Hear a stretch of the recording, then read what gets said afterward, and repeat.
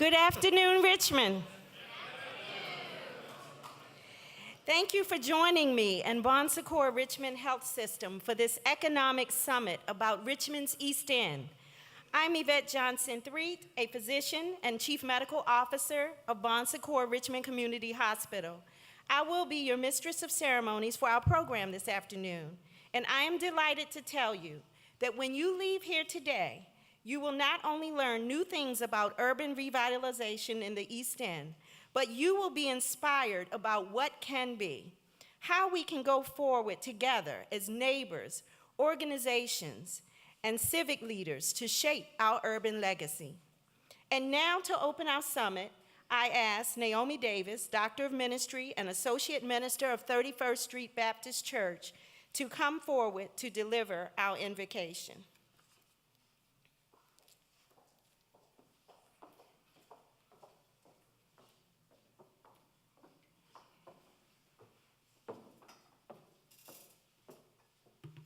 Let us bow. Eternal God, we come to say thank you. We thank you for community. We thank you for seeds of hope. You know what is needed to revitalize the community and make for a better tomorrow. We are willing to meet the challenges as opportunities through your will and your way. We thank you for your love and the love you have placed on our hearts to work together united. We thank you for leadership. We thank you for persons who work endlessly to create and bring about change opportunities to all people in all aspects of life. Continue to guide us to wholeness in our thinking and our doing as our lives are transformed emotionally, mentally, physically, and spiritually. When it is all said and done, we will be careful to give you the praise and the glory. In your precious name we pray, amen.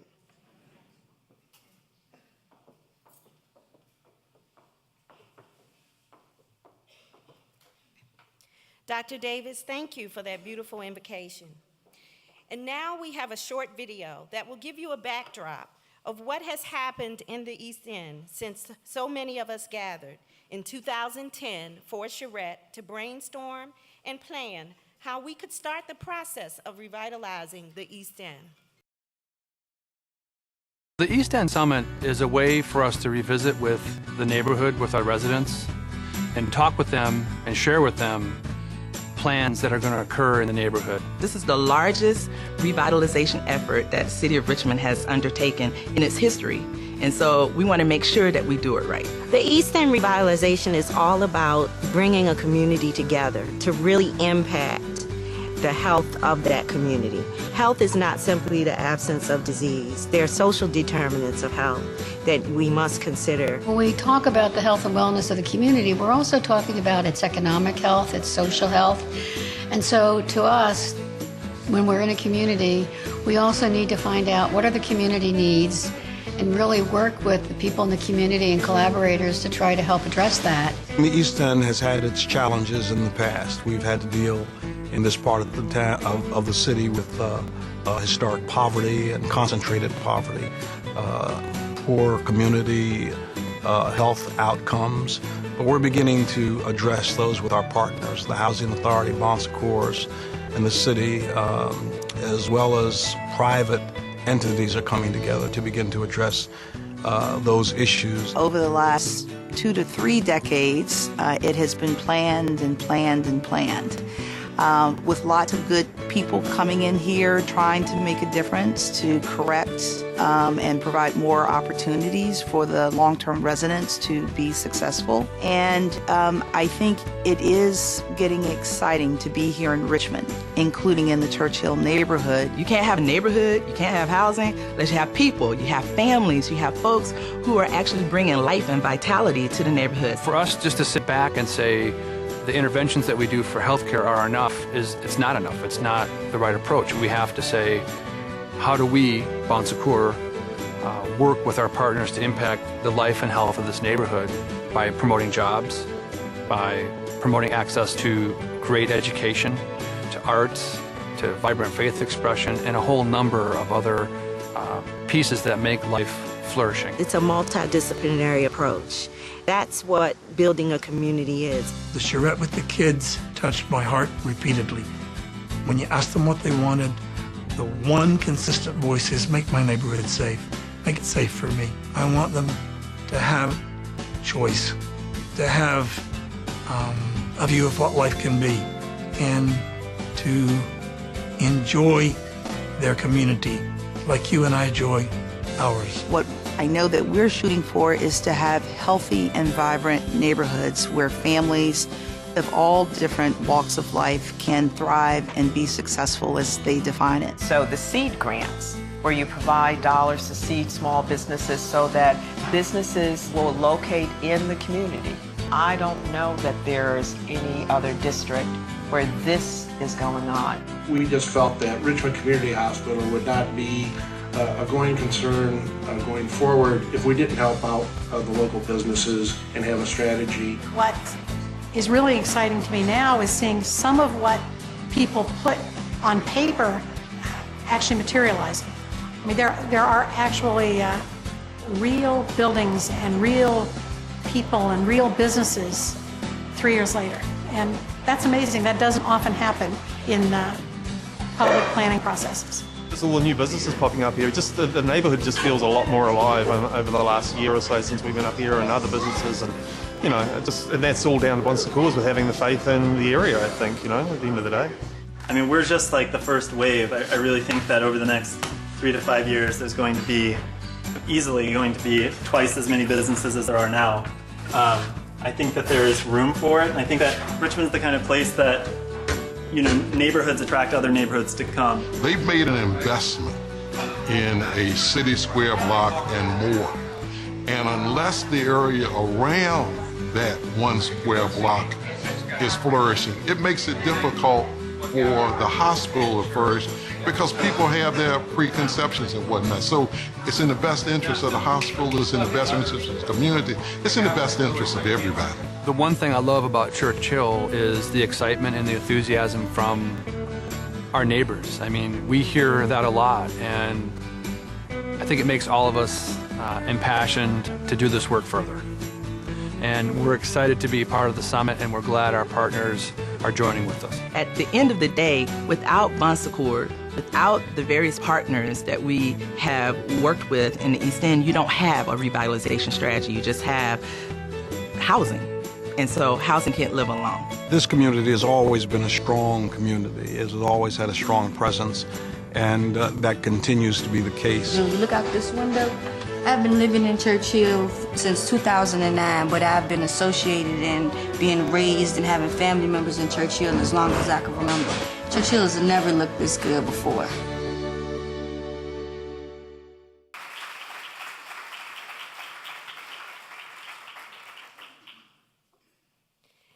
New life and economic vitality has started to take hold in the East End, and together, we have been able to make this happen. Next, I want to introduce you to Peter Bernard, Chief Executive Officer of Bon Secours Virginia Health System. He has been in this role since 2001, managing all aspects of the healthcare business of Bon Secours in both Richmond and Hampton Roads to achieve targeted mission objectives, financial performance, and to maximize market position, all while leading Bon Secours to provide outstanding customer service. He is active in the greater Richmond community by currently providing leadership and guidance to the American Heart Association, the Juvenile Diabetes Research Foundation, United Way, the Greater Richmond Chamber of Commerce, the Leadership Institute, the Forum Club, St. Joseph's Villa, and St. Bridget's Parish. And now, Peter will introduce the Mayor of the City of Richmond, Dwight Jones.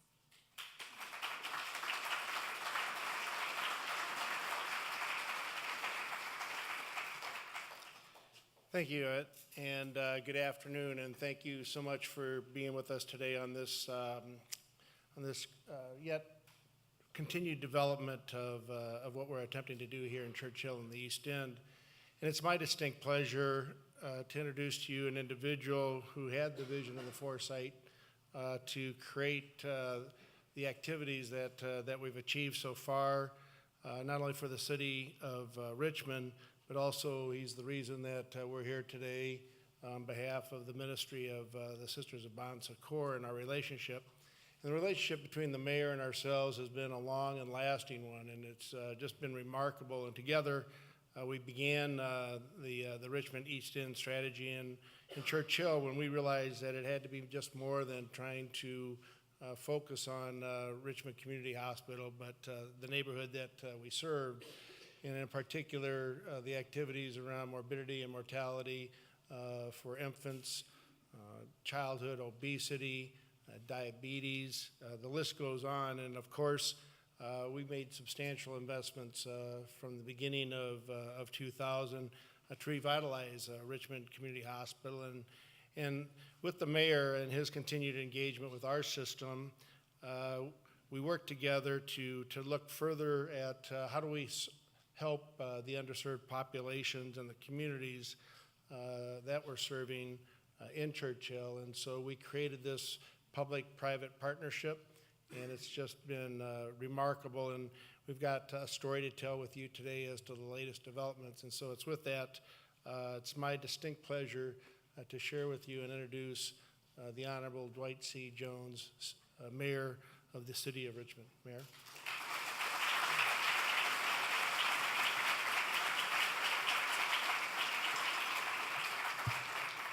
Well, thank you, Peter, and this is a wonderful crowd on a Friday afternoon when the heavens have opened up. It's good to get this many people here today. I'm very happy to be here and to welcome you all to this event.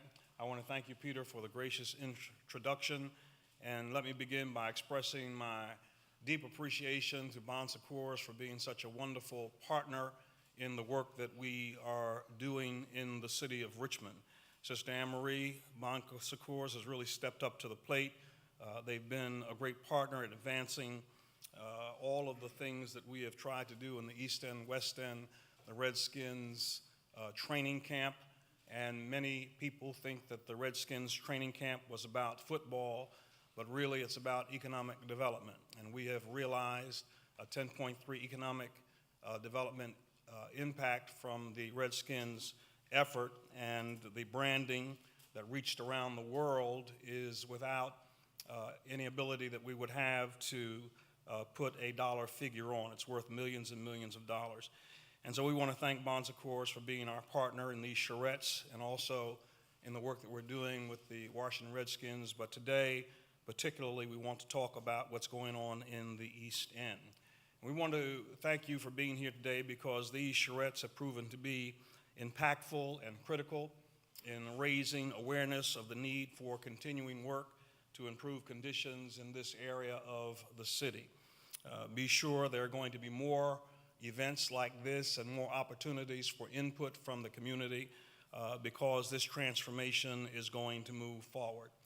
And I'm really happy to be able to tell you today that my administration is razor focused on moving Richmond forward with economic development. Our city poverty rate is unacceptable. You know the figures all too well. We have 26% poverty in the city of Richmond, and the East End is the home to many of our distressed residents.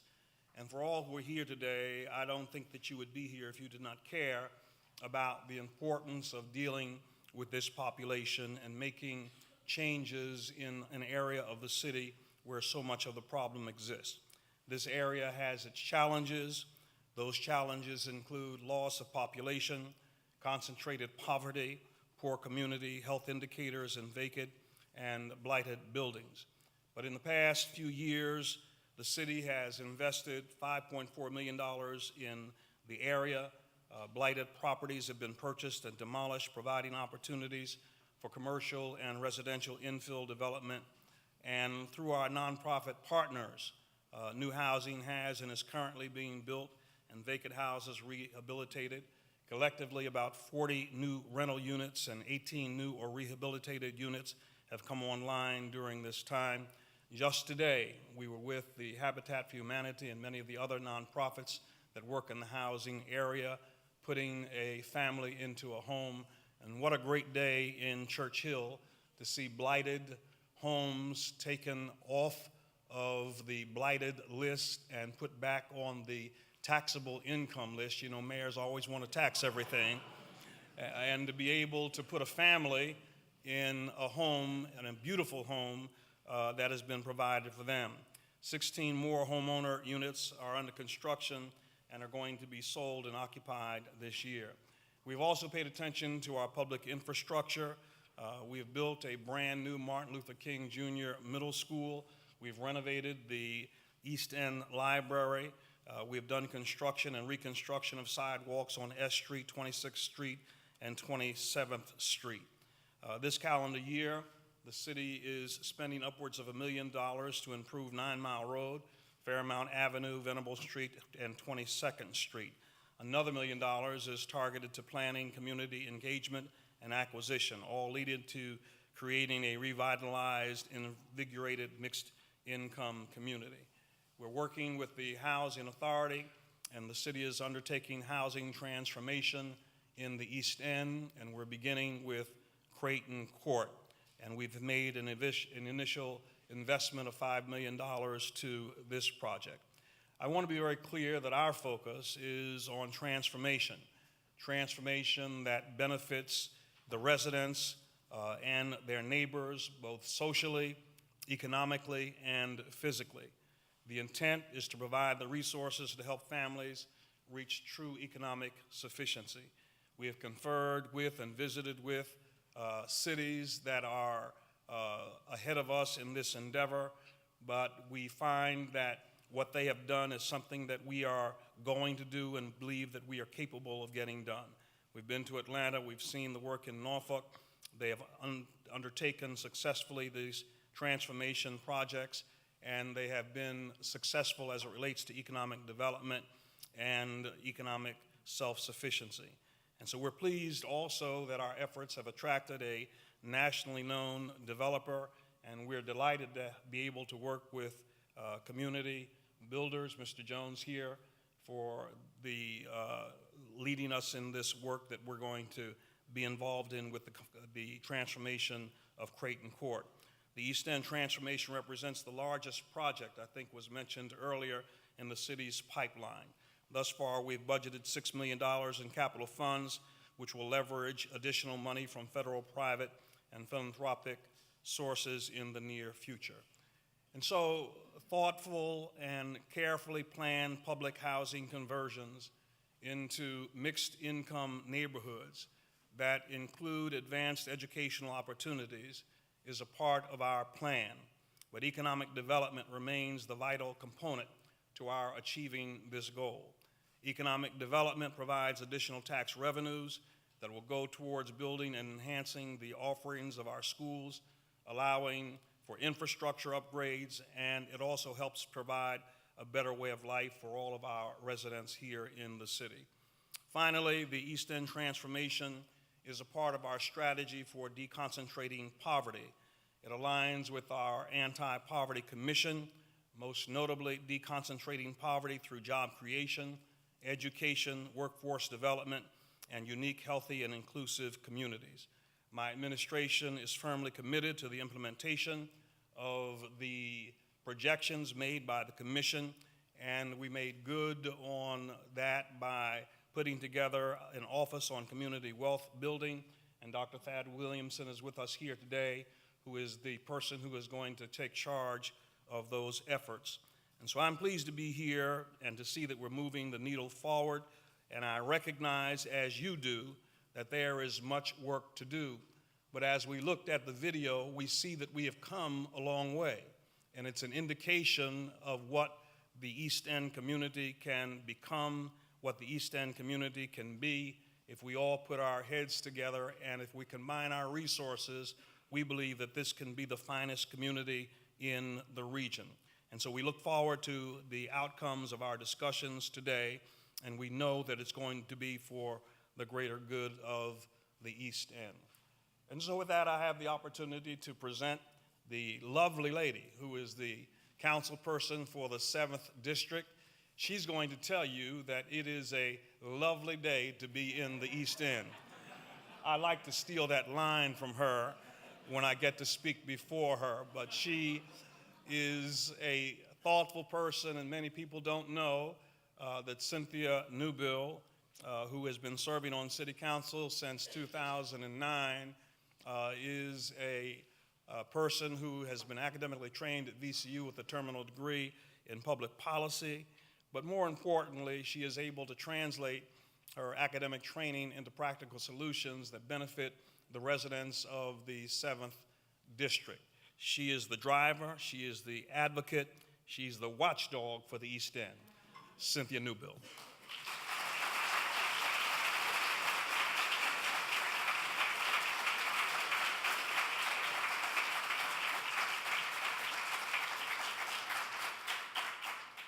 Thank you. And the statement is, what a great day it is it's a great day in the district, Mr. Mayor. It's a great day. Wow, what a difference a few years make, right? I am first just so appreciative of where we are and of our incredible collaborative partnership that really has gotten us to this place. I want to thank the mayor and his team.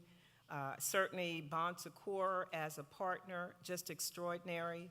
The Housing Authority, all of the residents who are here, our community partners, foundations, corporations, and stakeholders for your collective efforts.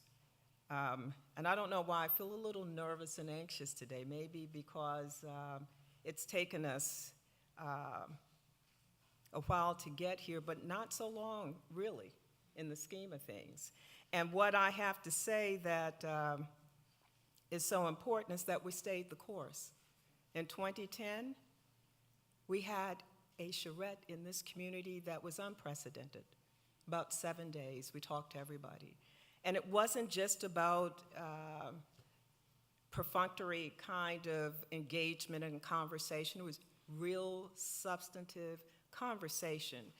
Young people, adults, stakeholders, what is it that we would like to see in a revitalized East End community? And once that set of at least preliminary blueprints were laid out, all of us took that seriously. Those were our marching orders. They have been my marching orders for this community for the entire time. So it's not accidental that we are at this place. This is with great intentionality that we have stayed the course, that you, and I had an occasion to talk to some graduating young people who I said this to them, that our philosophy has changed here. We see you as at promise. And when you have that kind of vision, there are expectations. Failure is not even an option. At risk takes you someplace else. The folks who've been on this team have and continue to see this community as at promise of incredible revitalization on all fronts, economic, social, et cetera. And so they told me I have at least an hour. Is that not true? That's not true. Okay. And so I tried to make a few notes. The mayor gave you an incredible overview of the progress to date. And so what I thought I'd do is drill down a little bit to talk about some of those other building blocks that are needed to build a better block, which we're going to go over to in order to build a better district. Because that's where we're talking, building a phenomenal district, healthy. And as the doc has said, not just the absence of illness, the active promotion of physical, mental, emotional, economic, social health and well-being. That's what we're talking about. And so some of the things that, and I won't repeat because the mayor has given a great overview, some of those other things that we have made sure we looked at that are part of that revitalization effort include the following. In the area of education, I've been saying this, but now I can say Chimborazo Elementary School submitted its application for the International Baccalaureate Primary Years Program, March 31 of this year. The application for authorization was fully approved. A site team review team from the IB organization is scheduled for October 2014, and they plan that they will be fully accepted as a primary years program IB by May 2015. That's because education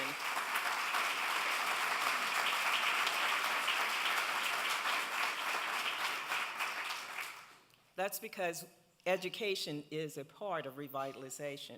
Funds were invested through non-departmental grant funds and through the mayor's overall funding, as well as council that went to schools, communities and schools. It's important that young people have a variety of programming before, certainly during, but also after school, and that's coordinated. Armstrong Freshman Academy this year, we will have a program. Richmond Promise Neighborhoods. The mayor talked to us about our remodeled library, but what you said last year this time is you also wanted to have a conversation about a library complex, and so there's money in the budget to have that kind of discussion. There are funds in the budget that also focus on health and wellness. Our federally qualified health center in our community, we made sure that there were funds there. That's a part of health and wellness and revitalized community.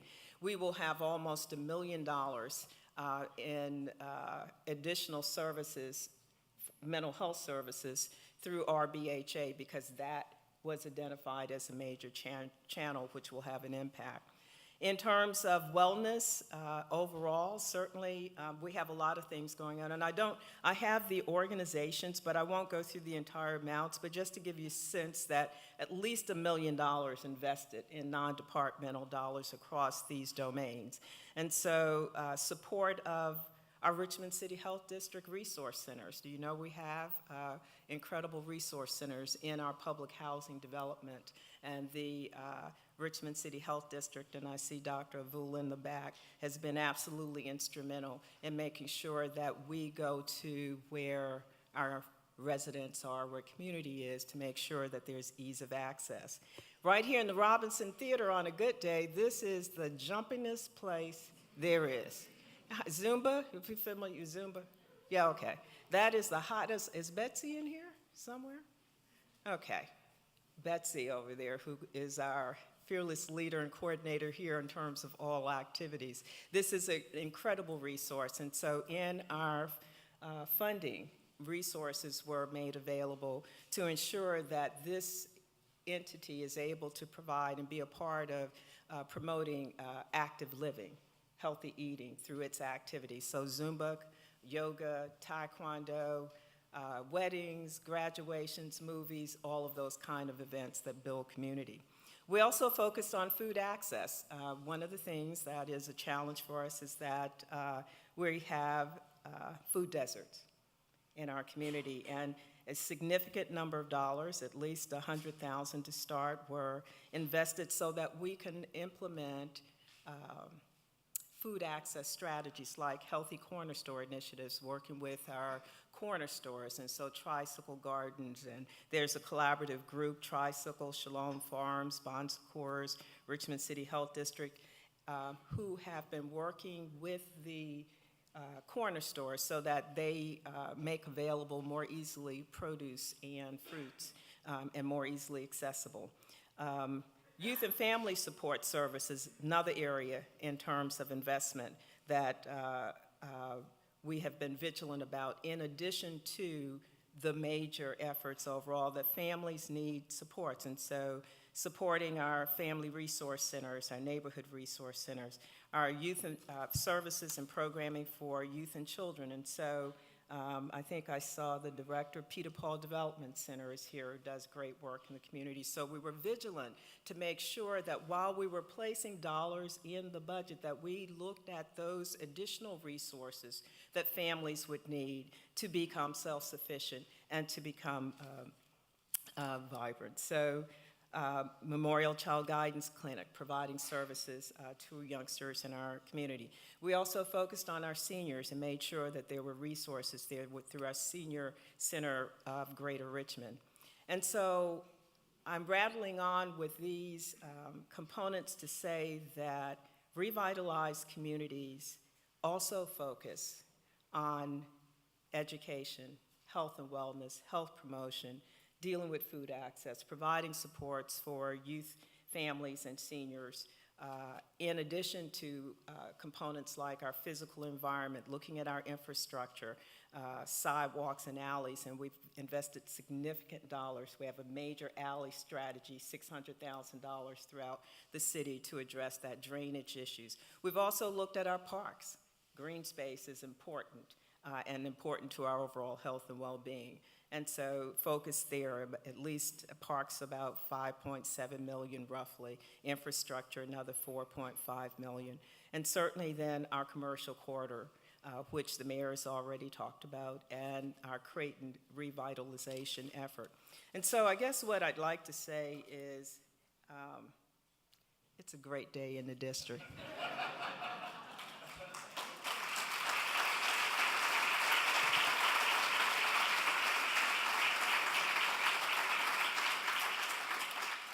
We have a lot going on. We have a long way to go. But what we know is that working together, working collaboratively, we will get there. We will ensure, and we're all committed to this, that this district, and not that we're not and don't want the same for every district in the city, we do. We absolutely do. But at this moment, at this time, in this district, to ensure that this becomes the vibrant, healthy, revitalized community that we all know that it can be, that it is in fact a place that we all want to come and be a part of. Not just by exception, but that we all want to be a part of. And so I am appreciative again of Sister Anne Marie, the incredible partnership here. Certainly the mayor, again, the Housing Authority, and all of the other partners who are present in this audience who continue to stay the course and see what we see. We see beyond the challenges, we see beyond today, see what we see in terms of healthy, vibrant communities, children, families thriving, not merely surviving, thriving and doing well. And so with that, I've tried to slice through the notes because Juanita's giving me the high sign over there. But again, I just really want to say thank you for staying the course. Thank you. And I do want to say it doesn't mean that the road won't be tough sometimes. Does not mean that it'll always be easy. But this is going to be, and it has been, some of the most worthy work we have all had the opportunity to be a part of. And so I thank you for continuing that journey with us. And I was saying to someone earlier, and that we were talking about challenges, failure is not an option. That's not this initiative. Failure is not an option. We see the promise, we know that it's possible, and we are here for the long term. We're going to stay the course. We will revitalize our community, our district, and our city overall. And I thank you in advance for all that you will do towards that end. So with that, thank you.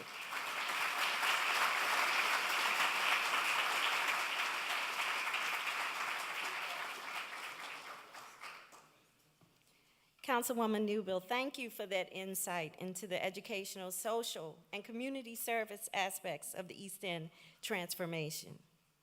I'd like to, at this time, recognize another very big supporter of the East End from the state legislature, Delegate Dolores McQuinn.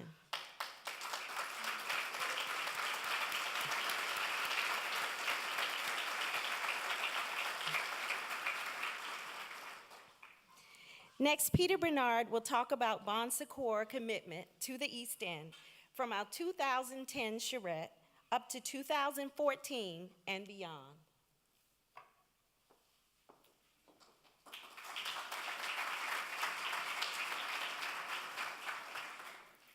Well, again, thank you, Yvette, for that introduction. And as Cynthia mentioned, it reminds me a little bit of staying the course, and part of the banners I was reflecting on as she was making her comments, and I would associate promise to be interpreted as growth, and that's part of our role. And if you look at the Sisters of Bon Secours, they're very, very committed. The ministry goes back to the streets of Paris, giving back to the poor and the underserved in 1824, and that commitment holds true today. And an example would be Richmond Community Hospital struggled for 10 plus years without making any money.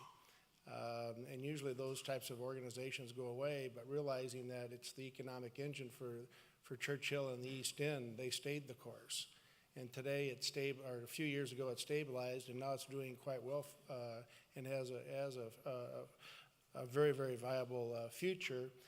And I think when they turned the corner, when we turned the corner, then we said that for that to be sustained, we need to revitalize and to give back to the community, and that's what this summit is about. And so, as our congressperson mentioned and district leader, I could go on forever, but I know that there's people behind me as well.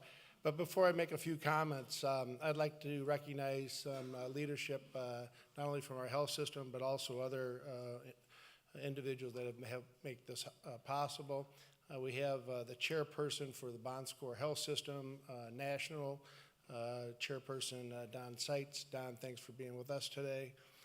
We also have with Don, our Vice President of Advocacy and Government Relations, Rosalind Brock. So Rosalind, thank you for being with us. And Ed Gerardo, our Director of Community Development, and thank you, Ed, as well. From the House of Delegates, it was already mentioned, and again, Dolores, thank you so much for being with us here today. And from the state, or from the Senate of Virginia, we have the Honorable Henry Marsh. Henry, it's understanding he was here. We love Henry. Give him a, recognize Henry anyway. This word charrette, I'm not sure how many don't know a charrette, but when I was first introduced to what a charrette was, I really didn't know what the heck it was, and I'm sitting in this field. The next thing I know, I'm sitting in a blighted urban area, and so it's really a revitalization. And the individuals that introduced me to a charrette some 20 years ago, I'll just quickly mention Liz, Xavier, and Joanna. I've known them for about 20 years, and they helped create this vision, which is a 25-year vision that was noted. We started in 2010, and we got some exciting things going on because of their leadership and how they got all of the community involved. And what's really important from our perspective as well is as this behind me says, Better Together, is this full auditorium, 300 plus individuals wanting to know what is going on and how can we help. And when we did that charrette and all those different constituents came together, that's why we're here today, continuing to advance that vision for the future. We also, and lastly, would like to recognize Don Coleman, the chair of the Richmond School Board, Dougal Hewitt, the chief mission and officer for a system out of Chicago, which is a Catholic system, the present system. And then also, I should mention that we have a number of other leadership and executives from my team that I'm happy that they're in attendance as well. So as we look forward this afternoon, we're reminded about the pivotal role of our efforts here on the East End and the fruits of our efforts. And as was mentioned, was the SEED program. And this last year, we completed our 3-year effort in terms of funding some 10 plus businesses. And the question was raised, how many of those businesses are still okay and doing well? And from the beginning, all of those businesses are still doing very well. And then Cynthia mentioned, you're not going to stop at this point, are you? And then, and by the way, could you give a little bit more? So we did both. So we extended the grant program. So we're in a couple $100,000. We've increased it yet about 50% higher than what we had given in the past.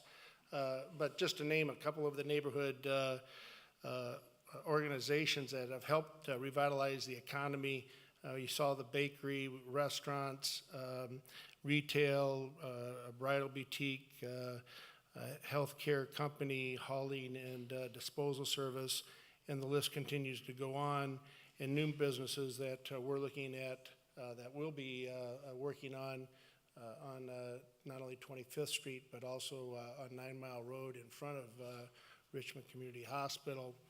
And with that, this all is very important too, to recognize the payers of our insurance companies that support us as well, so that they keep what we like to refer to as the economic engine for Churchill, Richmond Community Hospital, that employs some 350 plus individuals. And it's important that we keep that vital.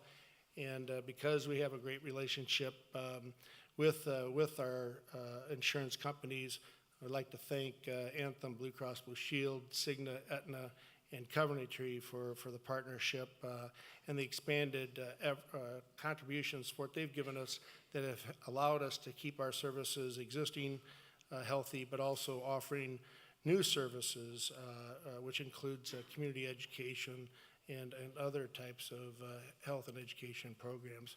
We're continuing to look as to how we can mature and develop Richmond Community Hospital even further with advanced technologies, appropriate types of services and programs to meet the needs of what I mentioned. We're in a number of the school systems as an example for childhood obesity. We're very proud of that. We've given a lot of efforts in terms of diabetes, and our chief medical officer, who's the MC today, has done a remarkable job in terms of that particular clinical outcomes. And with that, we put in place not only the SEED program, but today we also put in place the GIFT program, which stands for Great Influences for Tomorrow. And so along with that effort, we're looking at the youth to help career experiences, and we're looking at summer high school students who live in this area. They're going to be paid and compensated individuals for the summer over $10 an hour, which I think is very, it's above what we call the living wage. And with that, they're going to be mentored and trained and given the types of skill sets that they need to be successful if they want to do nursing or if they want to do radiology and other components within the healthcare organization of Richmond Community Hospital. So some on-the-job training, and so these interns will be matched, as I mentioned, with some of our leadership team as well. And with that, the students will get those types of skills, but also will be able to understand financial planning, give presentations, so we'll work on communication skills, and so it'll be a very nicely well-rounded program. And we're doing that in cooperation, and we've had a number of conversations with Dr. Bedden, superintendent of the Richmond school system, and we're looking further at even expanding those efforts, which would then complement the workforce of the Bon Secours Health System. I think it was mentioned that 3 or 4 particular items in particular are important to the community residents here. We're helping and giving the type of support that we need to Creighton Court. The Armstrong High School needs some attention, and we have some exciting developments. It's advanced a lot further than anyone would ever expect, but in terms of the grocery, Cynthia mentioned food desert. I think that'll come to pass a lot sooner versus later, and I'm really excited about some of those developments that are occurring.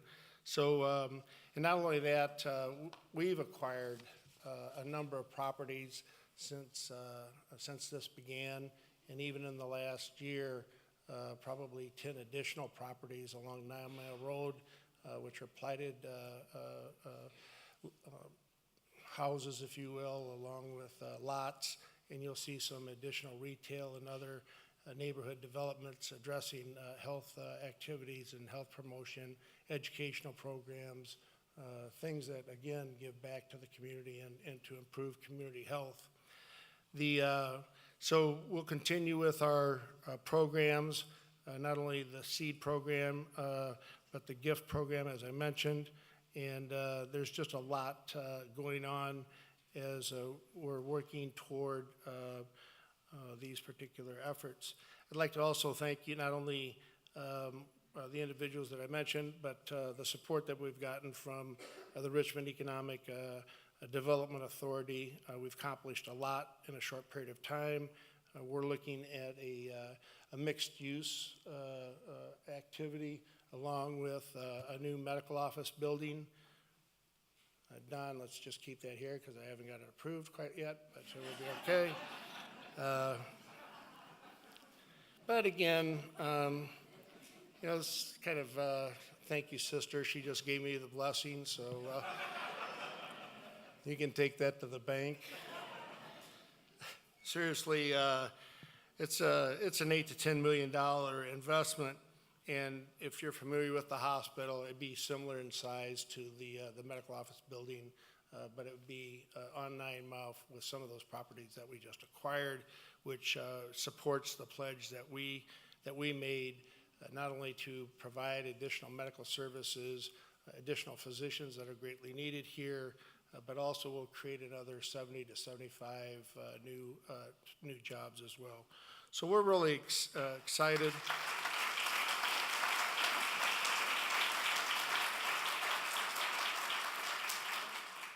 I assure you that we're diligent with regards to our efforts. It's a 25-year vision. We're down into the 5th year, and we've got a number of things that'll be rolling out here. And I'd like to also say it's a great day in the district.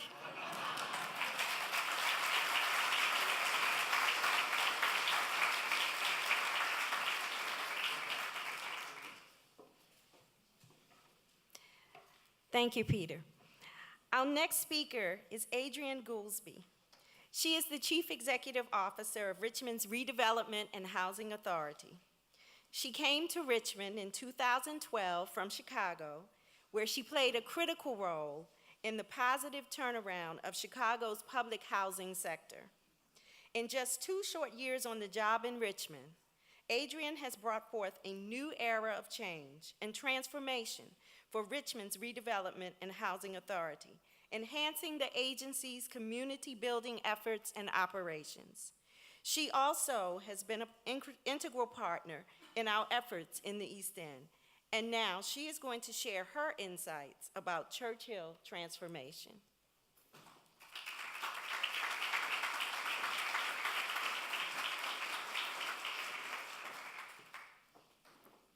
Good afternoon. So it's a great day in the district, and it's a lovely day here in the East End. And I just want to let you all know that I am so excited to be here with you today to continue to inform you and engage the community about the collective community and collective commitment that we have to revitalize the East End. But first of all, I want to thank all of the instrumental partners in this effort, including Mayor Jones and his administration, Councilwoman Cynthia Newbill and all of our city council leadership, Bon Secours Richmond Community Hospital, our master developer, the Community Builders Incorporated, and the entire East End community. As you know, RRHA is the largest redevelopment and housing authority in the Commonwealth of Virginia. We serve 20,000 individuals in our low-income public housing and housing choice voucher program. Through our real estate and community development efforts, we have worked on major initiatives throughout the city to carry out our mission of serving as a catalyst for quality, affordable housing and community revitalization. Through significant partnerships, RRHA also provides supportive services for our residents in the area of employment, education, health, and youth services.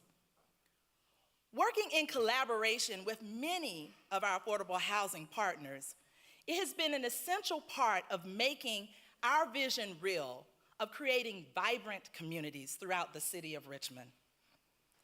Through current and future efforts with affordable housing organizations such as Project Homes, Better Housing Coalition, LISC, Southside Community Development and Housing Corporation, and other community development corporations, we are working together to decrease blight and increase investments in our East End community. That is what revitalization is all about. It's about giving people the choice to have the economic freedom to work, live, and play where they reside. It's about creating choices for the haves and the have-nots, and it's about rebuilding a neighborhood one block at a time. It's about dispersing poverty and facing it head-on with vigor, vitality, and a vivacious spirit to ensure that our children and our children's children have a better life. This is why we gather together today on this stage as leaders of this city, to dedicate our energy, our time, our passion towards revitalizing the East End. This collaborative effort, along with affordable housing partners, is already underway through the model of the development of the model block. RRHA provides parcels of land to our partners in order for them to develop affordable housing opportunities here in the community. So what's most exciting about this revitalization effort? What is most exciting for RRHA and for the city of Richmond at this time is that this is the largest revitalization effort and transformative effort that the city has ever undertaken. Everyone who is here should be involved, and everyone who is in the community should have a say. As you know, Bon Secours Hospital is an anchor in this revitalization effort and plays a vital role in the success of all of the key critical initiatives that are taking place in the East End. RRHA is excited to be working with Bon Secours as a partner, and we look forward to expanding this relationship in the future. The East End is filled with great potential. So how do we define success? As a housing professional, we have a few things that we look at in defining success. One is we have embraced the principles of choice neighborhoods, a HUD program designed to infuse economic vitality and viability into distressed communities. There are 3 pieces of this program. One is based on housing, people, and neighborhoods. The first concept in housing is, yes, that's the bricks and mortar. We are going to change housing. We are going to build new mixed income and mixed use housing. But it's more than just that. The idea is that having housing without people, there is no life. There is no community. And so when we're looking at people, we're talking about the families. We're talking about the individuals who live in the houses. It's not just about building houses or new homes. It's about repairing and building new lives. We want to do that by providing economic viability, employment opportunities, health and wellness opportunities, and education opportunities for our youth in this community. The other piece of Choice Neighborhoods is building a neighborhood. Where do people want to live? Where do people want to reside? Where do people want to play? What does that mean when we're thinking about schools, when we're thinking about services, when we're thinking about access to jobs and transportation? All of these elements are key pieces that we pull together in a choice neighborhood. And that's what we're going to do here in the East End. And we need each and every one of you to play a vital role. So we invite you to work side by side with RRHA, the city, and our master developer, the Community Builders. Bart Mitchell, who's the president and CEO of the Community Builders, and his team have been instrumental in leading informative and interactive community meetings over the past year in reference to the East End. We're even starting the working group process this summer. Residents are always strongly encouraged to get engaged and to stay engaged. We know that economic development is an essential building block within community revitalization. So we ask you to get involved today. Before I introduce Bart, I'd like to share an anonymous quote that I want to leave with each and every one of you here today. There are 3 types of workers: those who get things done, those who watch things get done, and those who wonder how so much got done. My challenge to all of you today is to let's make them wonder. Let's make them wonder how we're going to make this historical, monumental effort to get it done. And now I have the pleasure to introduce and welcome Bart Mitchell, CEO of the Community Builders. Bart Mitchell was appointed as president and CEO in 2012, and he previously served as chief operating officer and is now leading one of the country's largest nonprofit developers of urban mixed-income housing. TCB has developed approximately 25,000 units of housing across 300 properties in the nation. And they're actually celebrating their 50th year anniversary in leading and developing holistic housing solutions and sustainable communities. TCB is an expert in this area, and that is why we are so excited to be working with them to transform the East End. They do have 50 years of experience in it, so we must say they are an expert. We are excited to be working with Bart and the TCB team to develop communities of great opportunity and access for our residents, families, and the city. Please welcome Bart Mitchell to the podium.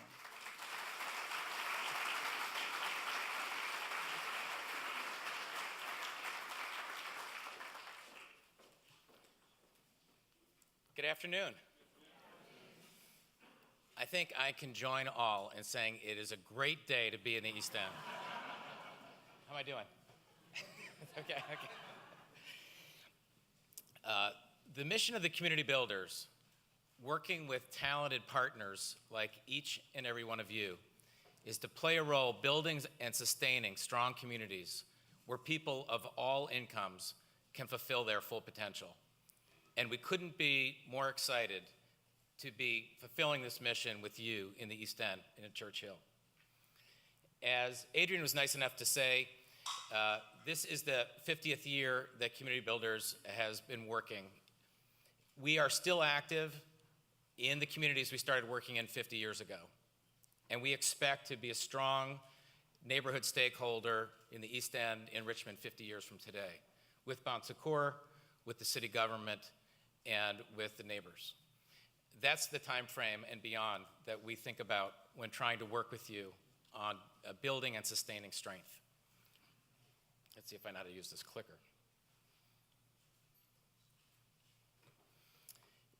There are places, many of them, that have taken on tough challenges, had some urban distress in places that deserve to be places of great strength, and where that transformation is occurring. One of those is in Norfolk, where we've been working for 10 or 12 years. I got a chance to meet the mayor in Norfolk a couple of times when they were kicking the tires on what we do and what others do. Did a lot of investigation around the country about what you wanted to see here. We're proud of our work in Norfolk. We're proud of our work in a number of cities working on transformation efforts. Cincinnati is another we're working right now. A neighborhood that has some considerable distress, where we have just taken over 700 units of the most distressed housing in the neighborhood, working directly with community-based organizations, neighbors, city officials, the schools, the police, and all kinds of neighborhood stakeholders and the hospitals as major adjacent employers to build strength together, and it's working.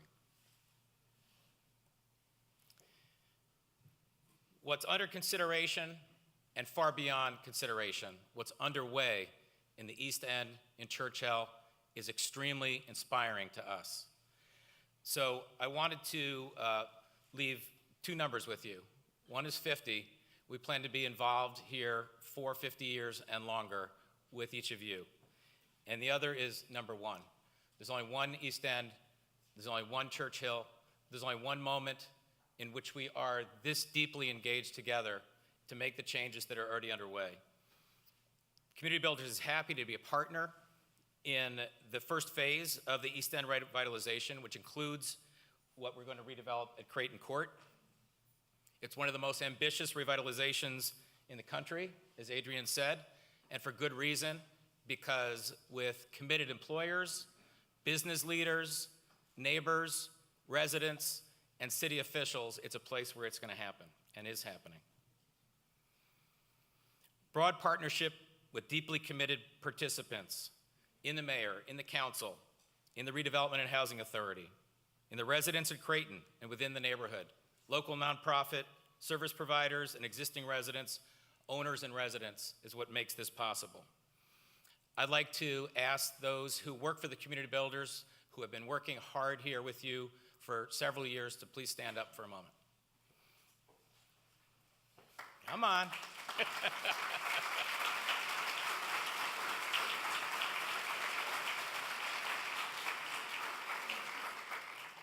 That's 5 of our 500 employees, and you will meet many more of them as time goes by. I'll particularly call out Willie Jones, a Virginia native, Senior Vice President at the Community Builders, who has been excited and dedicated to the future of the East End, and as honored as I am, and we all are, to have the chance to be working on this with you. So I want to thank you for that. And Rob Fossey, our Mid-Atlantic Regional Director, who's spending a lot of time in Richmond and looks forward to spending much more. I want to feed back some things we heard earlier. I thought the video was fantastic. What's a strong neighborhood? The elements were all described. Great housing, great streets, safety, jobs, education, arts, vibrant faith expression, businesses opening and thriving, civic engagement among residents, engaged business and civic leaders. The mayor talked about transformation. Transformation is underway because of the strength of all of you and the commitment and the perseverance. Transformation socially, economically, and physically. And by economically, we mean economic development, and we mean economic self-sufficiency. Thank you for the chance to work with you. We'll be working very, very hard side by side with each of you in the years to come.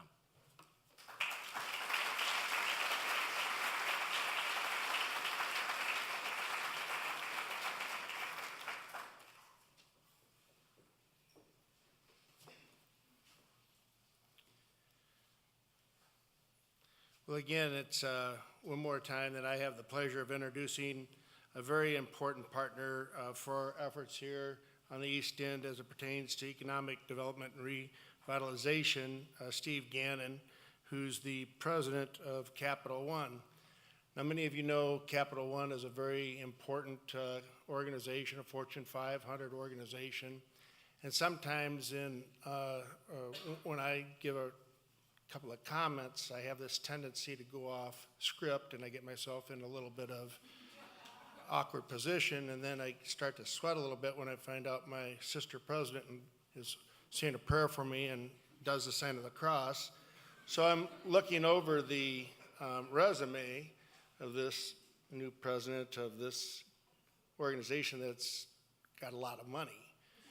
And so I text him real quick, and I said, "You're a Georgetown graduate, and it's Catholic, Jesuit run, and all that other. I need a little help here.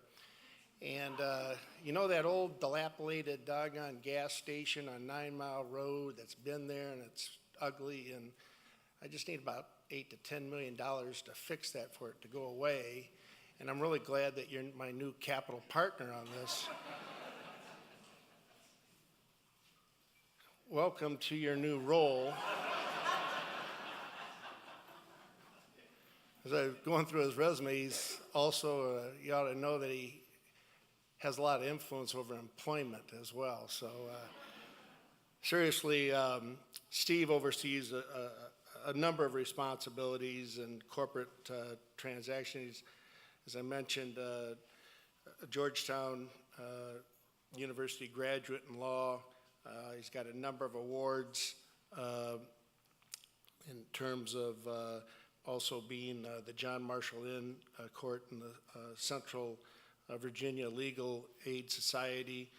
A very important role as it pertains to investment in the movement of Better Block in Richmond. And as you leave this summit today and join us, there's going to be 2 days of Better Block festivities.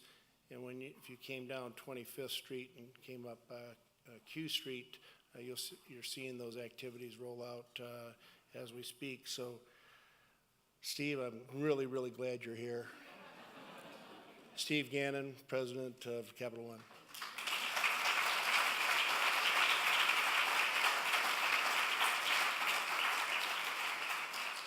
Well, good afternoon, everyone. Peter, thank you for that challenge and kind introduction. I'm Steve Gannon, and I am the Central Virginia Market President for Capital One. And Peter, with respect to the funding request you just gave me, I actually have a question for you. What's in your wallet?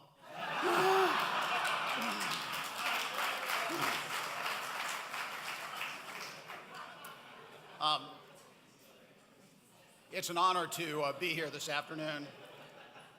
By the way, I get that line all the time. It's just great to be able to give it back.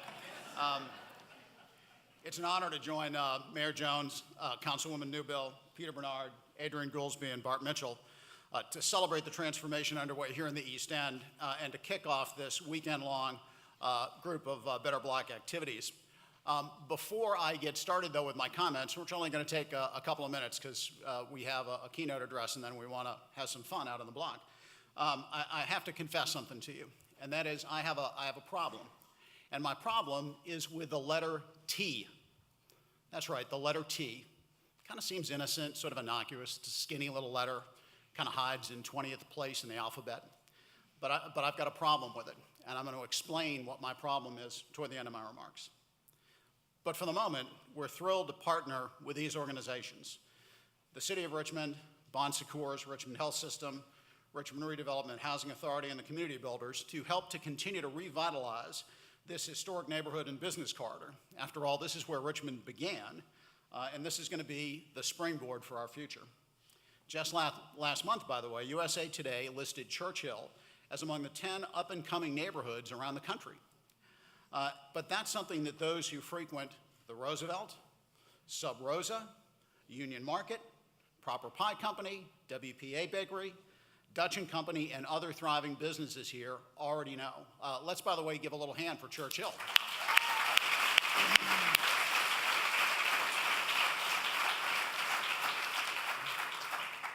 Now, while those of us gathered here today acknowledge that we have much to celebrate, we also recognize there's much work still to be done. More businesses to establish roots here, more consumers, commerce, and families to attract here, higher educational standards to achieve here, and more committed partners and community members to help achieve ongoing success and positive outcomes. It's an exciting time for Richmond businesses, especially entrepreneurs and startups. Virginia was ranked 13th in the nation for business startups, and private businesses employ 3 million Virginians, with 4 out of every 5 new jobs in Virginia generated by private business. And if we embrace economic development at all of its levels, large, small, in between, we'll be number 1. And we shouldn't be satisfied with 13. Virginia doesn't take second place to anyone. We should be number 1. And as the city's private employer, Capital One understands the importance of leveraging that growth and that promise for local impact. We built deep local partnerships with effective nonprofits who are innovating to address the needs of our community and help our region grow and thrive. Among our more than 20 partnerships with the local Richmond Public Schools, we've established programming at schools like Chimborazo Elementary, Martin Luther King Middle School, and Armstrong High School that enhances the student experience here in the East End and supports and recognizes teachers.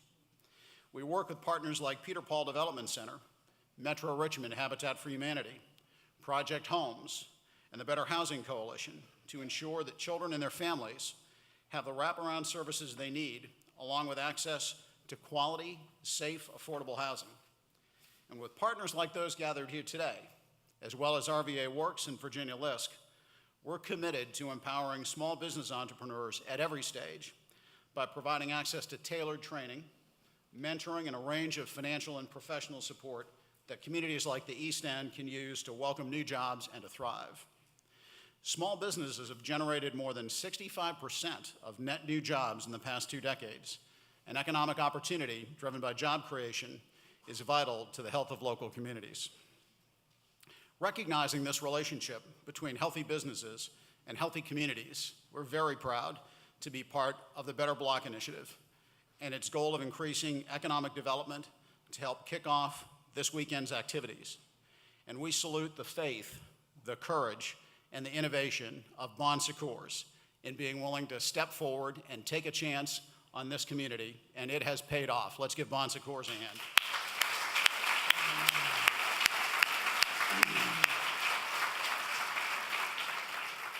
As part of Better Block, Capital One is proud to say we provided grants for existing businesses and property owners to fund facade and landscape improvements. Businesses like US Beauty, Churchill Bargain and Thrift Store, and emerging entrepreneurs like Miracles Coffee that is building and growing in this corridor. You may have read about them in Style magazine this week. And Capital One associates have been hard at work, building benches to provide a resting place for visitors this weekend and for the foot traffic in this community for a long time to come. And by the way, I think we've got like a gigantic chess set that our team has also brought that we're going to be using to have some fun this weekend. So this weekend's events are yet another positive sign of the momentum building in the East End and at Capital One. And we're committed to helping this community's residents and business owners continue to grow and thrive while achieving their dreams. And now I'm going to tell you why I don't like the letter T. I don't like the letter T very much because it's the last letter in the word can't. And I don't really like the word can't. Here's what the word can't sounds like. Hey, Capital One, you can't take a little credit card company in Richmond, Virginia, and become the 6th largest bank in the country. Hey, Mayor Jones, you can't attract the Redskins to the city of Richmond. Hey, Peter Bernard and Bon Secours, you can't revitalize the East End. That's pretty negative, isn't it? I don't like that very much. But you know what? You just take away the letter T, and what have you got? You have the word can. Now, isn't can a lot better? Doesn't that sound a lot better? Isn't this, Mayor, where the congregation's supposed to respond?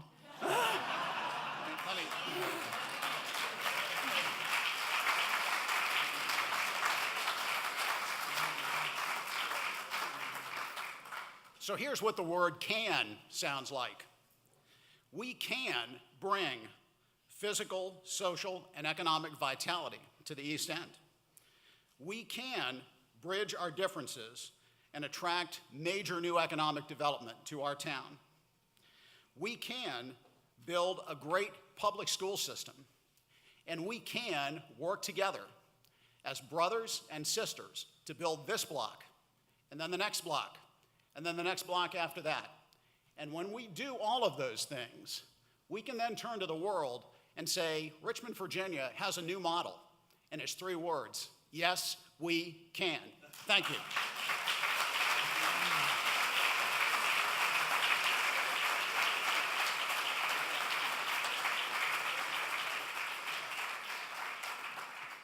Thank you, Mr. Gannon. I am so excited to introduce our keynote speaker, Jason Roberts. Jason is co-creator of the Better Block Project. An information technology expert by trade in his early years, Jason caught the urban redevelopment bug in 2006 while on a trip to Europe. He returned to his hometown of Oak Cliff, Texas, and organized teams of advocates to revive blighted, vacant city blocks into what they could become by setting up temporary stores, businesses, bike lanes, landscaping, and outdoor cafes. This effort helped neighbors and civic leaders visualize urban revitalization, and his work was instrumental in the city of Dallas, earning a federal stimulus grant to reintroduce a streetcar system to the area. Today, Jason travels the country, bringing about true. If you build it, they will come experiences. And now Jason will talk to us about what is our urban legacy. Ladies and gentlemen, please welcome Jason Roberts to the stage.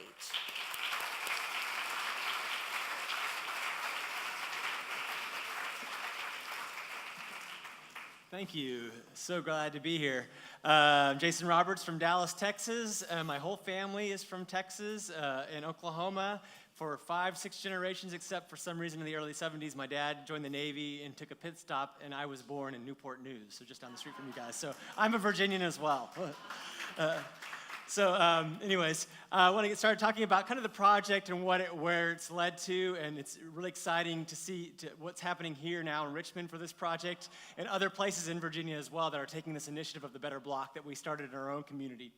To get started, my background was with the computing. I lived in rooms like this for most of my life. They were cold, and it was filled with servers and wires. I worked at IBM with mainframes and things like that, so I was a pretty boring guy during the day. But at night, I played in rock bands, so it was my little cool kind of outside excursions, right?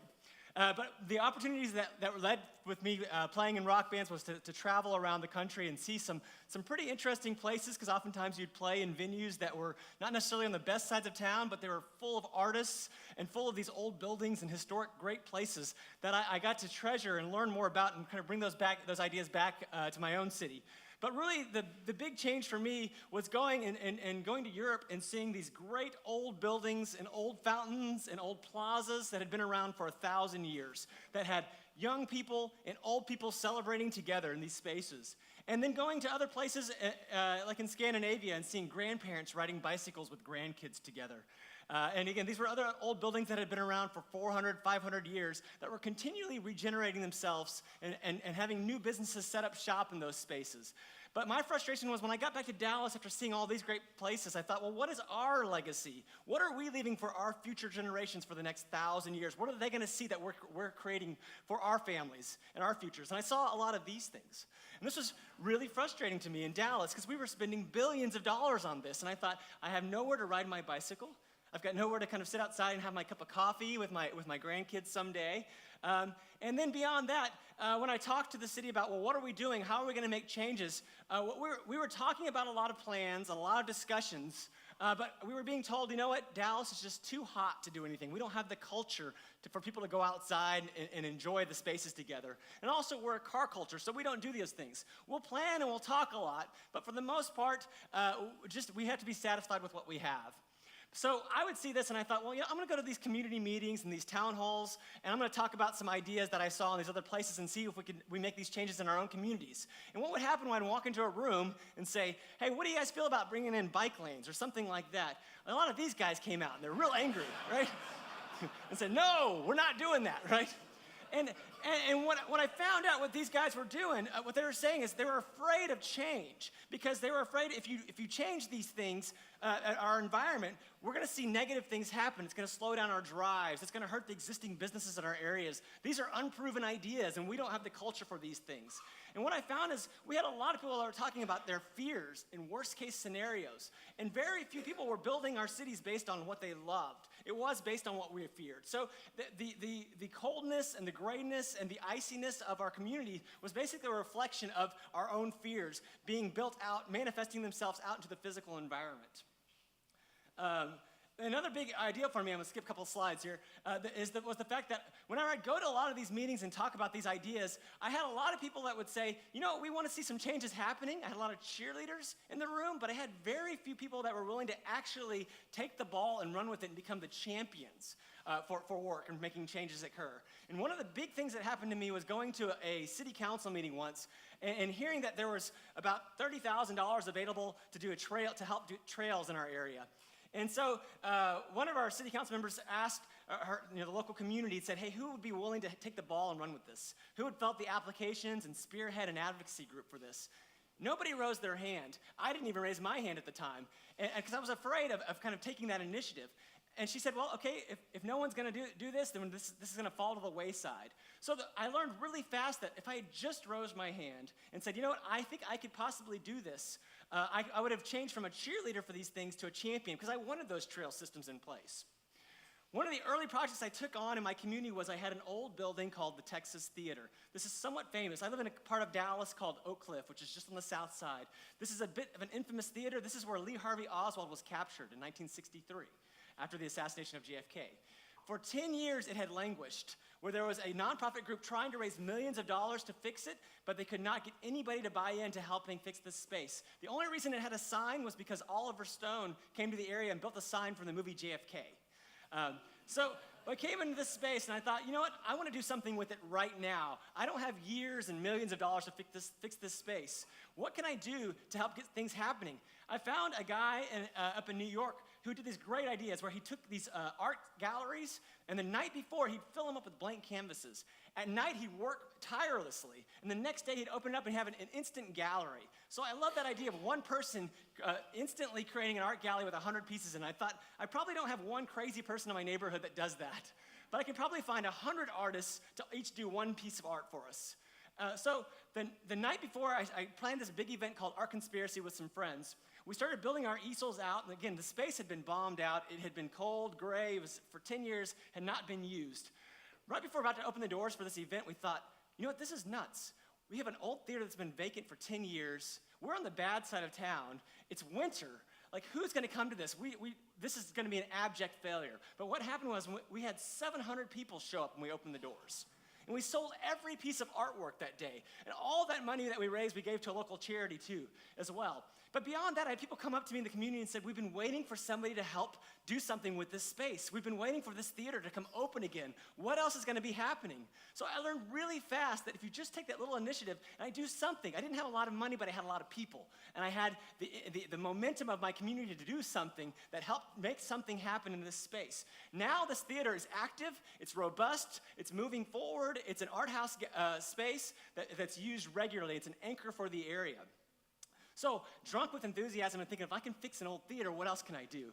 I went to the local library and I found these old maps of things happening in my community. I saw this old, bold black lines in the neighborhood, and I wondered, what are those old black lines? And it turns out they were the old streetcar system, the old trolley that existed for about 50 years. And at the elbows and the intersections of all these black lines were these great old cluster of commercial buildings. But most of them were vacant or closed down. So I went to some property owners and I said, we're talking about ways to bring more economics and more activity to the area, and they had a lot of ideas. And I said, I know, why don't we bring back the streetcar? And they said, that's a horrible idea. You can't bring back something that's been dead for 50 years. It costs millions of dollars. It's not worth the energy. So I knew nothing about streetcars, but I was an IT person. I did know about websites. So I went home that night and I built a website called the Oak Cliff Transit Authority. It looked really official. It had, about pages, and boards and news and history. I had like a European trolley on it because I was really obsessed with those things. And then the next week, the Dallas Morning News came out and said, dreaming of the day the streetcars return. That's what Jason Roberts and other members of the recently formed Oak Cliff Transit Authority are hoping. But there were no other members of. So I started this initiative, but the reality was when I just starting that project, we actually got great people start contacting me and saying, how can we help? I would love to do something in this community to get things happening here again. So I had a great civil engineer reach out to me. I had a great person that lived in the neighborhood that happened to be one of the biggest streetcar advocates in the nation that jumped on our board. And we created an official nonprofit that was working within months after this project. That started, and then so this is going on, I'm working on streetcar efforts. I'm also finding about bicycling too in these cities. I'm seeing a lot of these cities that had streetcars had a lot of bicycling. But in Dallas, when we talked about bicycling, all I saw was like this kind of sweaty, spandexy looking kind of guys like riding for 40 miles, and I didn't like that. I liked the ones where I saw in Europe with kind of the pretty girls in dresses and the guys in suits. I thought, I want that kind of bicycling, not this kind. And how do we promote this other kind? And people said, well, we don't do that in Dallas. We don't do that in Texas at all. So I thought, okay, well, maybe the streetcar effort's working so well. Why don't I work on a bicycle initiative too? We'll create this group called Bike Friendly Oak Cliff. And we'll be the side of town that rides old, heavy bicycles and promotes bike lanes while nobody else does in the neighborhood. And so we decided to announce our first ride. Everybody come out to ride bicycles with us. And we thought, we'll probably have 20 people to this event, because who wants to take out their old Schwinn's out of the garage and ride with us? But the reality was we had about 150 show up at that first ride. And we announced it as like Follow the Trail, Lee Harvey Oswald, because that's all we had to go with in our community.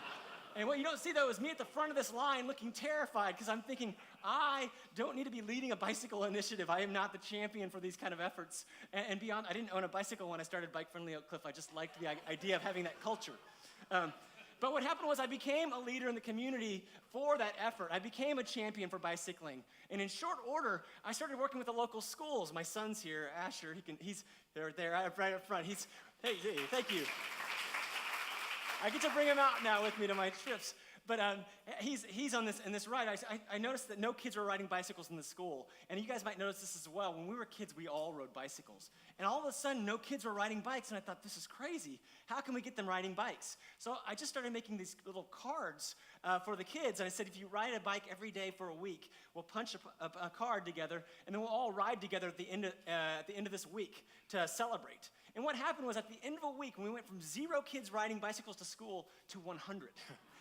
And all I did was punch cards. And we celebrated by taking them out for root beer floats, which probably was not the right message to talk about the health of the community, but a great incentive to get kids to ride bicycles. Okay, so while I'm working on theaters and I'm working on streetcars, I'm working on bicycles, I'm noticing I also have these old blocks. These beautiful old blocks that were these old streetcar stops nestled into our neighborhoods. But the problem was these blocks were now zoned to no longer allowed retail. So I couldn't have coffee shops and cool things like that in my neighborhoods because they weren't allowed. And then in the 70s, we turned these streets into one-way, high-speed streets to get people in and out of the inner city neighborhoods even faster. So they became very hostile to pedestrians. We thinned the sidewalks. We took away landscaping. And then beyond that, we started putting all these ordinances out. And these ordinances and rules were from 1941 that said something like, if you want to put flowers on the sidewalk, it's a minimum of $1,000 permit. Shade awnings, $1,000 per awning. It gets really hot in Dallas, right? Cafe seating is $1,000 per year. So we weren't even we were disincentivizing the idea of having a great street life. And then if you really want to kill your sidewalks, street life, create a rule that says you can't allow crowds to congregate on sidewalk. Yeah. So obviously, we weren't really allowed to do anything to make this place great. So we thought, what if we took a weekend and broke every law we possibly could, right? To create the kind of place we wish we had. And one of these blocks I saw in these other places that I loved. So we did. We painted our own bike lanes. We added our own outdoor cafe seating. We added our own landscaping and our own historic lighting.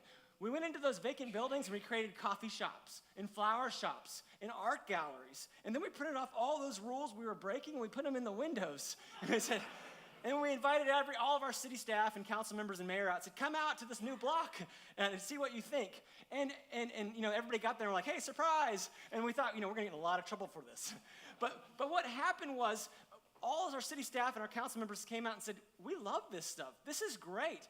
In fact, we have no idea why we even created all of these rules and all of these ordinances that had been on the books for 75 years. And what happened was, within weeks, we got the zoning changed for this area unanimously.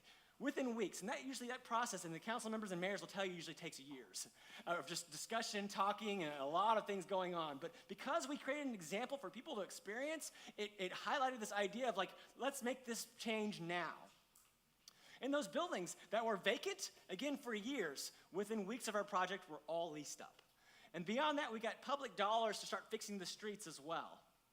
So we thought, okay, maybe it was just a fluke. People said, you did it in Dallas, you did it in the spring, it's nice out, but it would never work in the summer.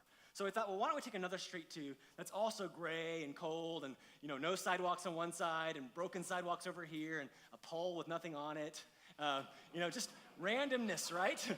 In an area, and I thought, why don't we take this and try to make this a great place over a weekend? And so what we did, we took the space and we brought in 42 trees and 100 bushes.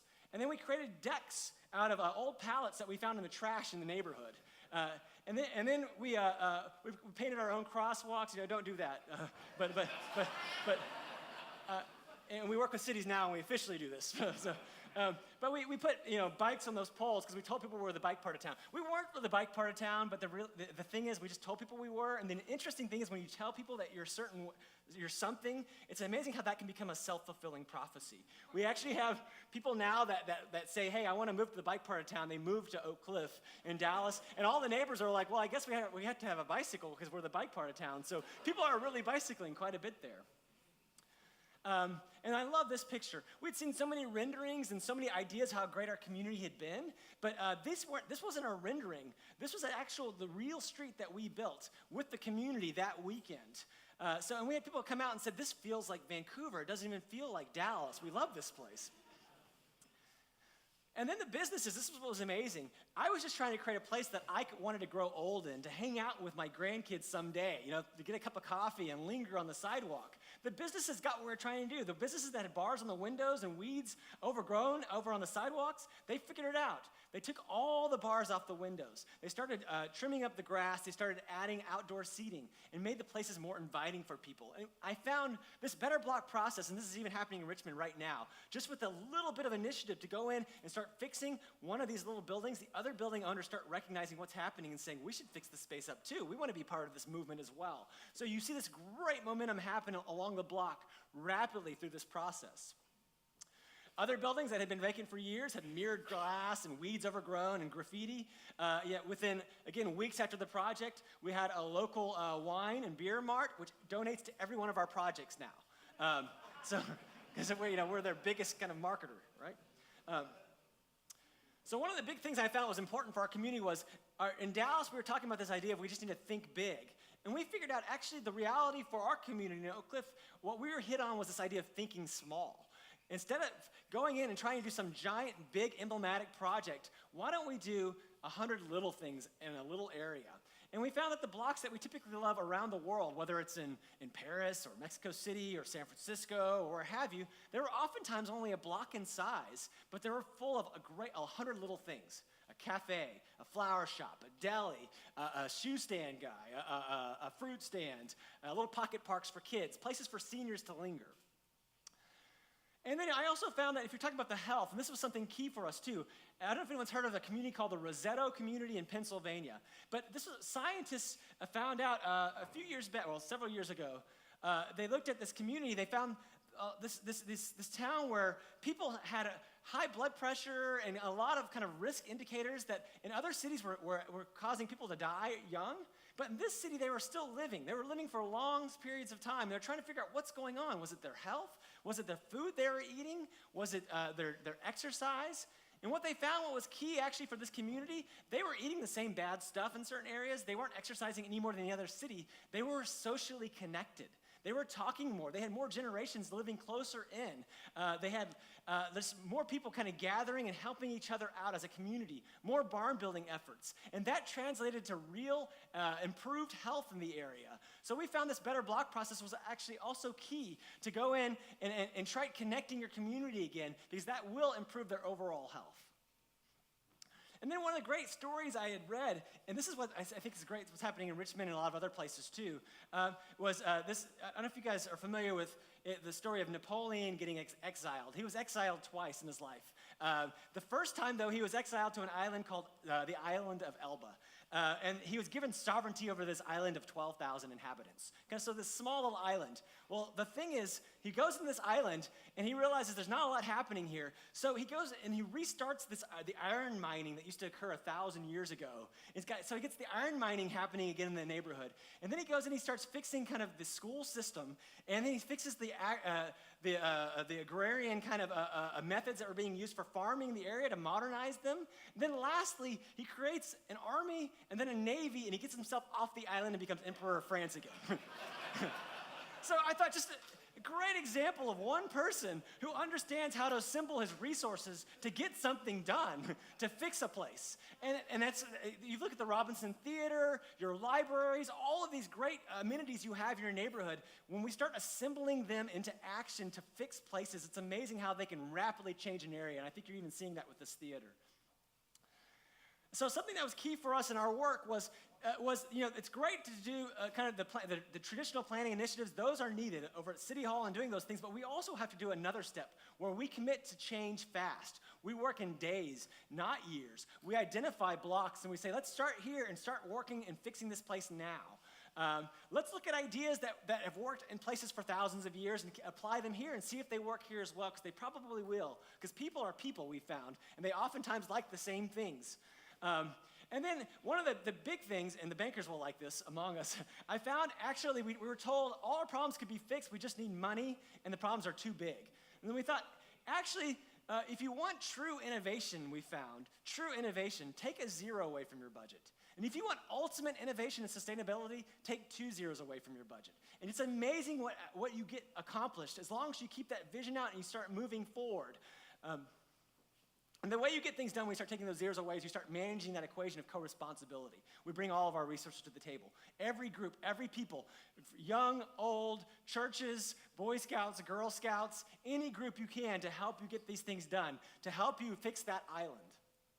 And this is an example with New York where you saw the Times Square change rapidly, where before it was just a place for cars, and then they started putting out just regular folding chairs for the community. And in short order, it's changed to this plaza, and now the crossroads of the world that people thought was only for cars is full of pedestrians now. And all they used was paint, chairs, and planters. And then something else I found too. Look, we know how to build great things. We, as a society, we build things all of the time. And I think collectively, we can look at this picture and say, this is a small scale, small street. It's a building I would love to sit and eat at. I'd love to go and take my friends. It'd be great on a postcard. It's beautiful landscaping. It's small scale. We all know we love this. We all know we love to be here and hang out here. So if we know that, why do we keep building this?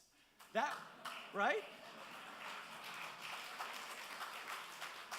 And what does this do to our health? And what does this do to our health? We all know that this is a place that we would like to champion and love to have to grow old in, take our grandkids to, and we can do this, and we can continue to do this. And that's how we should assemble our resources together to figure out how to do this again. And also, I talk about that legacy. And for me, in the end, it was most important for me to look at my community and figure out, you know what? I spend 50 weeks a year working in a place that I don't want to be, and for 2 weeks I go off and I go vacation to the place I would rather be. Why don't I spend those 50 weeks actually making the place I'd rather live in? Make the place I want to grow old in, right? Make the place that's going to have the legacy that I'm going to be proud to hand down to my grandkids and their grandkids. All right, quickly, I'll just show you an example of a project we did so you can see how we use our resources, and we use them in several different ways. But this was a project in South Dallas that we did a couple of years ago. A street that's kind of gray and cold. We had a lot of weeds overgrown, empty phone booths, liquor stores everywhere, high crime in the area. And so we were looking around, we're trying to figure out, well, how can we make this a place that people would actually want to come to and linger in and celebrate? At the beginning, my business partner was like, I don't want to be here. I don't feel safe. This doesn't feel like the place that anybody would want to gather. But we figured out, we got to figure out a way to fall in love with this place. So we started riding our bikes around kind of the neighborhood, and we found all these little shotgun churches. And we could hear in those shotgun churches all these gospel choirs singing. So we thought, well, we got gospel music. And then we kept riding around a little bit more, and we saw these guys sitting out in their front porches smoking barbecue, because oftentimes their gas was turned off. So they had to actually cook outside. So I got barbecue, and I got gospel music. Let's throw a gospel barbecue, right? So you take what's great in the community, you just throw it on a stage. And then, but beyond that, we took this street, that looks cold and lifeless that nobody wants to be in, and we just rapidly transformed it, right? And where we found all these plants and all these materials, they were actually in the trash at the state fair 2 blocks away. So what we were able to show is how you can just use the materials oftentimes within blocks of the neighborhood to make this a better place. And people said, you know what? People aren't want to come to this neighborhood. They're not going to want to linger here. But what happened was people did. Those guys that were smoking barbecue in their front yards were now smoking out in the streets. We had the gospel choir start performing out on stages that we built for them. And then beyond that, when we were told, you know what? This isn't Paris. People don't linger outside here. It's too hot. Actually, when we created the infrastructure for it, they did linger outside. And they did hang out, and they did want to spend more time in those spaces. Okay, and so in short order, that Better Block project that we started in our own community, it went national. We open sourced it. We said anybody can do this that wants to. We created a little how-to guide online. We had some cities contact us and ask us to help them as well. But yeah, within a year, it went all over the place. And then within another year, it went to Tehran, Iran, and Australia, and places like that. And people in Tehran are calling me, they're like, tell us about breaking the rules. I'm like, I don't know about breaking rules in Iran. Yeah. Your stakes are a little higher, right? Okay, real fast on that streetcar project, I want to go back to that real fast. This is my little board that I had for my nonprofit group for the streetcar. Again, you guys remember I just created a website. I went to the city of Dallas and I said, hey, I'm going to apply I found a federal grant that's out there called a Tiger Grant. I want to see if I can get this for our community.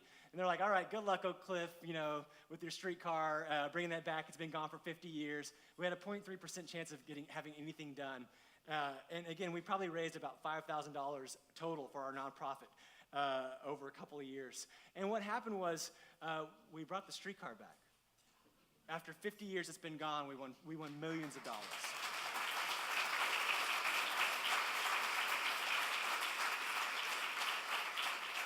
And really, all I did was just create a vision for my community that everybody could rally around and say, you know what, people said we're the bad part of town and we can't get these great things. But whenever I put it out there, people were like, well, why can't we have these great things? And we started fighting for making those changes happen in our communities. And then now what's happening, because of that streetcar, all of this development is happening in our neighborhood along the streetcar lines. So these are apartments that have just gotten finished, and these are new ones that are being developed within our community. So I dramatically reshaped the community for the next 100 years by building a website. And then beyond that, this is the rail actually in the ground here. This will be open next year. So when y'all come to Dallas, come by and I'll take you on the streetcar. And then, using that same process and the ideas behind fixing places, fixing them rapidly on short deadlines with little money, I started restaurants with a friend, with friends of ours. So this is a restaurant that's thriving in our community using the same Better Block process. I got to go to the White House. I got to have dinner with Michelle Obama after that. I decided to run for U.S. Congress because I thought, well, geez, if I can bring back streetcars, I'll run for Congress. Fortunately, I did not win. But my good friend Mark Vesey won, and the nice thing about even that process was now every time I go to DC, I get to hang out with my friend. Like he gets to do all the work and do all of that stuff, and I can promote these ideas that I'm passionate about. Real fast. I jumped to that slide fast. I thought nothing was going to stop me really fast on these ideas. I thought, if I can change anything, I can fix the world. What else can we do in our community? What can stop me at this point? And the one thing that did stop me and slowed me down was in 2012, I was diagnosed with stage 3 cancer. And everything stopped for me at that point. And I thought, gosh, why was I doing all of these things? What was all this for? I thought, am I even going to live to see this streetcar or any of this work or see my kids grow up? And I was crushed at that point. And I thought, what's next? What's beyond the horizon here? And what happened was when I was at my sickest and I was down and I thought I couldn't make another move, I couldn't go any further, all that work I had done in my community to build better blocks and to build the streetcars and fix the theaters, it rallied the community. And now I had this neighborhood that was all fighting together. We had done all those things that I saw in that Rosetto community where people got to know each other and were helping each other out and celebrating together. And so when I was at my sickest and I was down and I needed help, people came to my aid and started doing Build a Better Jason campaigns. And this was, pre Affordable Care Act. So this was a time whenever I needed help with those bills. And so people came out in droves in my community and did help me pay those off. All right, so how do we get things done? I have 3 simple rules I do in all my projects. We did a lot of things in a real short order. First of all, you have to show up. If you don't show up, she will, and she's opposed to everything.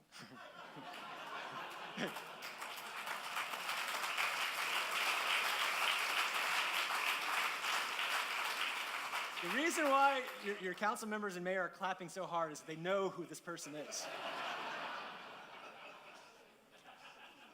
You think I'm joking. Second of all, give it a name.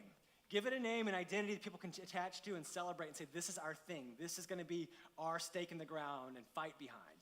So give and use good design. So you'll find about a lot of those, in fact, even the images and logos you saw from the businesses that are being seated now in these areas, they've got great design that people just love to be around. You've got an arts community around you that does a great job. If you just plug them into these and have them help you, it's amazing how they can change the identity and fix an area in rapid order.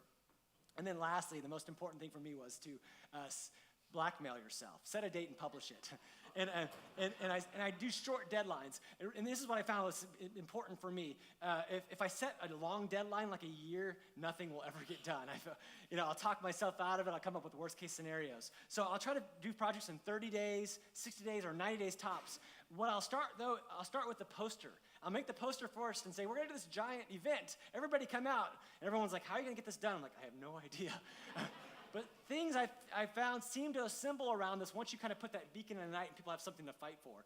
And the example I give people all the time is if your house or your apartment is super messy, it's just crazy because I've got kids in my house can get upside down in no time.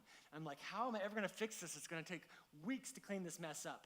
What I do is I call a bunch of friends over and say, hey, come to my house for dinner in 4 hours. It's amazing how fast, all distractions go away and I get very efficient. And so that's been really key for me in those efforts, though. Okay, and to wrap this up, again, we're going to have this Better Block project over on 25th Street. When you guys go out there, take a look at what's happened. These are a lot of these buildings were vacant. You had property owners that stepped up and said, hey, we want to help out and take part. Capital One has been an amazing partner that has helped fund getting...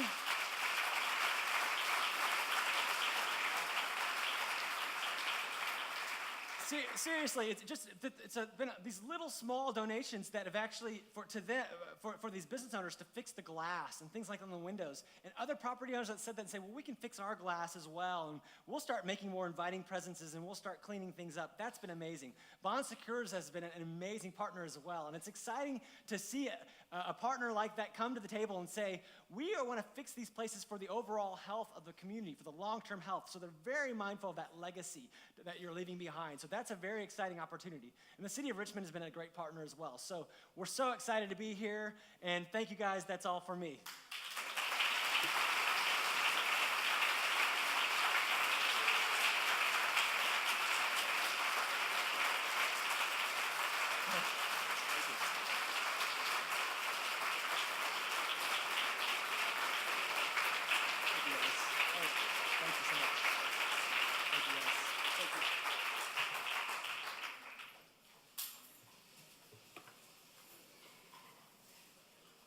Ladies and gentlemen, as we adjourn our East End Economic Summit, I hope you go forward knowing we are better together.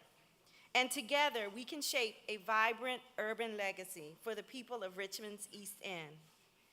Right now, outside the front doors of the Robinson Theater, we have some of our youngest neighbors ready to cheer us on to the Better Block festivities.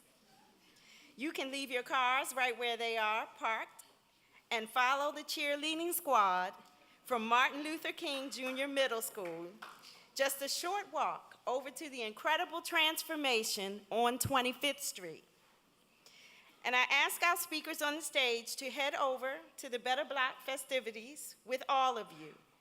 After Better Block, which runs until 8 p.m., join us at dusk for the movie in the park, sponsored by Bon Secours. We are showing Disney's Frozen, and you will find a movie flyer in your seat.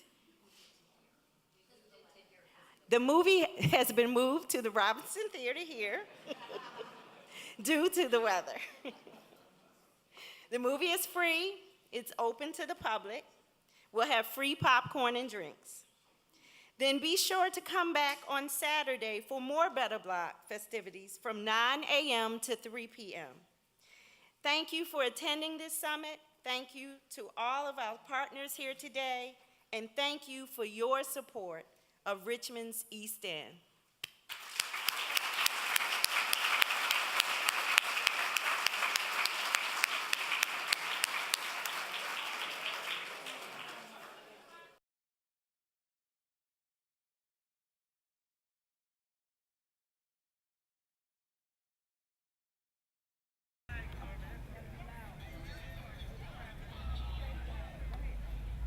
You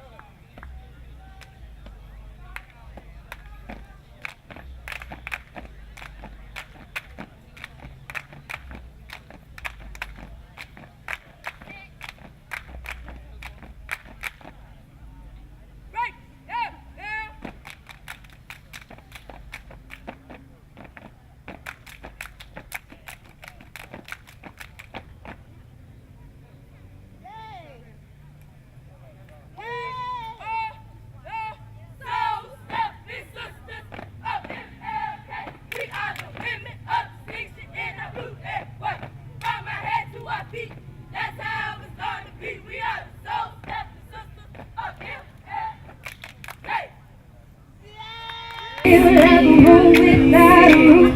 Because I'm happy, clap along if you feel like happiness is the truth. Because I'm happy, clap along if you know what happiness is to you. Because I'm happy, clap along if you feel like that's what you want to do. It's some bad news, talking this and that. Well, give me all you got and don't hold back. Well, I should probably warn you, I'll be just fine. No offense to you, don't waste your time. Here's why. Because I'm happy, clap along if you feel like a room without a roof. Because I'm happy, clap along if you feel like happiness is the truth. Because I'm happy, clap along if you know what happiness is to you. Hey, hey, clap along if you feel like that's what you want to do. Come on, bring me down, ain't nothing. Bring me down, my level's too high. Bring me down, ain't nothing. Bring me down, bring me down, ain't nothing. Bring me down, my level's too high. Bring me down, ain't nothing.